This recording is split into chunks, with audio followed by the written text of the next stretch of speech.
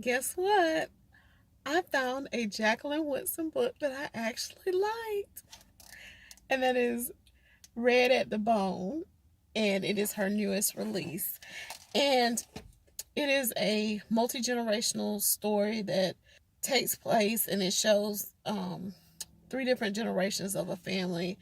And the mother in it, she becomes a teenage mother and has a daughter, and then her mom is still in the picture.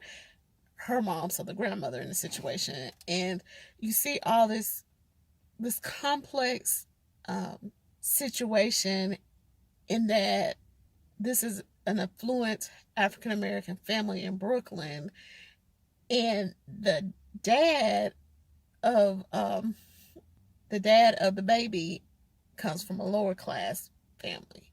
So you have generational class issues, and Jacqueline Woodson does a great job in writing each voice appropriate to each generation. And I love that about it. And she throws in she has some history. The prose are beautiful. And I was like, why couldn't I have gotten into her other books like this one? I really did enjoy this one. The only thing I didn't like about it is, to me, there was an abrupt end to it. And I could have used some more chapters to get me to the end. So, if you read it, let's talk about it in the comments. I love talking about books.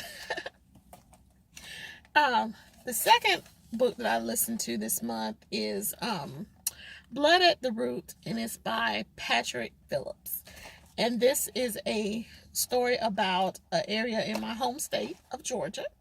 It's Forsyth County, and it is widely known for being an all-white county for the majority, the racial cleansing started in 1912, and I think it was all white until like 1990. So about 80 years worth of over the top segregation. And so I think the author does a good job with his facts, putting the story together of how this county came about and the historical significance of it. However, I have a problem with with him, the author, because it's almost like you can hear his white guilt bubbling up in it. He benefited from living in Forsyth County. There should have been a reason why his parents moved to Forsyth County. Surely, majority of people who had some inkling of living in Georgia had already heard about Forsyth County. My grandfather was born in 1914, and he talked about the racism that was in North Georgia. Even the neighboring counties into the 90s weren't as bad as Forsyth, but my school played a neighboring county, and we had a majority black football team, even though we weren't a majority black county. It's just the athletes just were black. And we went up there, and it was just like we had to have our sheriff in the front and a deputy behind, and you had the football team, the cheerleaders, the band, the parents, all of us in a line going up into those mountains, coming right back down, because even the surrounding counties weren't as tolerant of black people as you would think. So I know about this place. I hate going in that direction of this place, because to me, it's still, whenever I see a black person bragging about living in Forsyth County now, I'm just like, you don't even know. And so that racial segregation, some affluent people try and say, well, that's just where everyone that has money, they're moving to. No, that county has the land and the resources that they do because of the white segregation. Just saying what I'm saying. And it's often benefited from it. And, he can try and write a story about those in the past, but he also benefited from what they did. Anyway, so if you read that one too, let's talk about it in the comments. My first read for December is South and West by Joan Didion. ever since I joined BookTube, I've heard about this author and I had never read anything by her. So when I was perusing the audiobooks at the library, I saw this book. Plus, I had heard about this book from the Stacks podcast when they were recommending it as a book for people to take a look at. And it's basically Joan Didion going through the South, starting in New Orleans and going throughout. And it's just her notes. So it's not really like a continuous memoir or a continuous story. It's just like different conversations she's overheard, different experiences she had. And it's interesting to see someone who wasn't born in the South, their take on the South. So it's interesting, and I definitely want to read something else by her because I feel like her writing style is good. It's just this wasn't cohesive, so I don't really have a true view of how her writing is.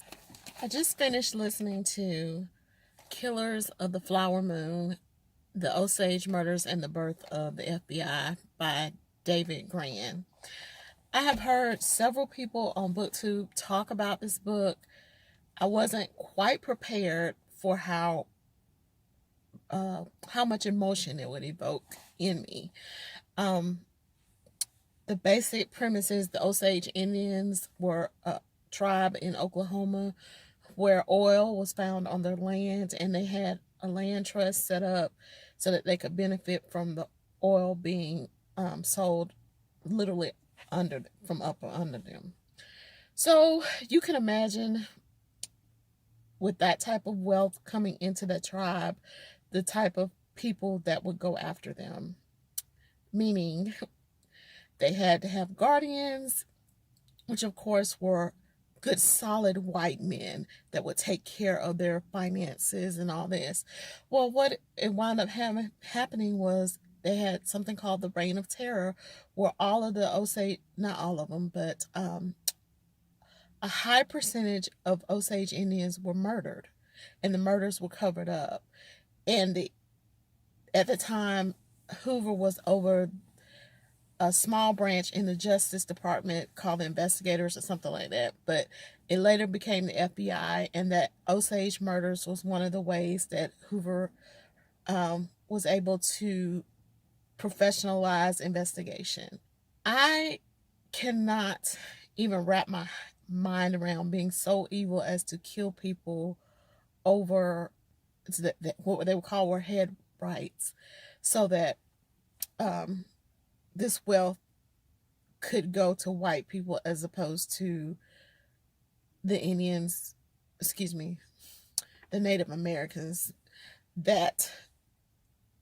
who it was rightfully theirs. And it's mind-blowing. And every time I hear something on the news lately about how terrible white men are being treated in this point in time, I want to say you really should go back and just read history and see how white men have treated other people in this country.